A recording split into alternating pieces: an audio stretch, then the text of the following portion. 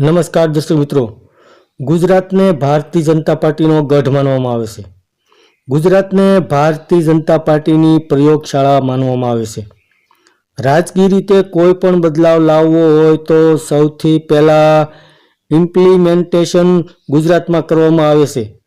તો લોકસભાની ચૂંટણી વખતે ભારતીય જનતા પાર્ટીએ ધારાસભ્યોને ઉમેદવાર ન બનાવ્યા હતા, પરંતુ બીજી તરફ બીજા ઉમેદવારોને ઊભા રાખ્યા હતા, જ્યારે કોંગ્રેસે અનેક ધારાસભ્યોને ઉમેદવાર તરીકે ઊભા રાખ્યા હતા.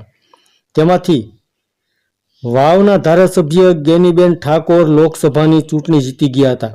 તો 2024ની લોકસભાની ચૂંટણીમાં વાવના ધારાસભ્ય ગેનીબેન ઠાકોર બનાસકાંઠા સાંસદ બન્યા હતા. કોંગ્રેસના ઉમેદવાર તરીકે તેમની જીત થઈ હતી. તો આ જે વાવ વિધાનસભાની બેઠક ખાલી પડી છે તેની પેટા ચૂંટણી આવનારા સમયમાં થવા જઈ રહી છે. ત્યારે ઉમેદવારને લઈ સાંસદ ગેનીબેન ઠાકોરે એક મોટું નિવેદન આપ્યું હતું. તો 10-15 દિવસ પહેલાં જ વાવ વિધાનસભાની ચૂંટણી યોજાવા માટેની જાહેરાત પણ થઈ શકે છે તેવું પણ ગેનીબેન ઠાકોરે જણાવ્યું હતું.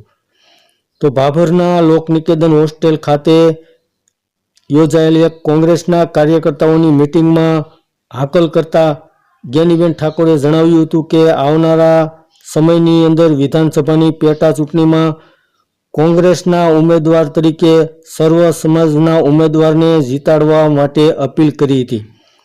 જો આ સ્પીચને ધ્યાનથી સાંભળીએ તો તેમણે એવું પણ કહ્યું હતું કે બનાસકાંઠા માટે ગુલાબની પત્તી લાવજો. તો આનો મતલબ એ થાય છે કે વાવ બેઠક પર કોંગ્રેસમાંથી ગુલાબસિંહ રાજપૂત ઉમેદવાર તરીકે આવી શકે છે તેવું આડકતરી રીતે ગેનીબેન ઠાકોરે જણાવ્યું હતું. તો હવે ચૂંટણી પહેલાં શું નવા જૂની થાય છે તે જોવાનું રહ્યું, પરંતુ હાલમાં તો ગેનીબેન ઠાકોરે એવું જણાવ્યું હતું કે કોંગ્રેસનું મોવડી મંડળ જે ઉમેદવાર નક્કી કરશે તેમને ટિકિટ આપવામાં આવશે અને સર્વસંમતિથી લોકો અને મતદારો જે ઈચ્છે તેને ટિકિટ આપવામાં આવશે. અને એવું પણ કહ્યું હતું કે તમામ લોકોને અપીલ કરી હતી કે જે પણ વ્યક્તિને ટિકિટ આપવામાં આવે તેને જીતાડવાની જવાબદારી વાવના મતદારોની છે.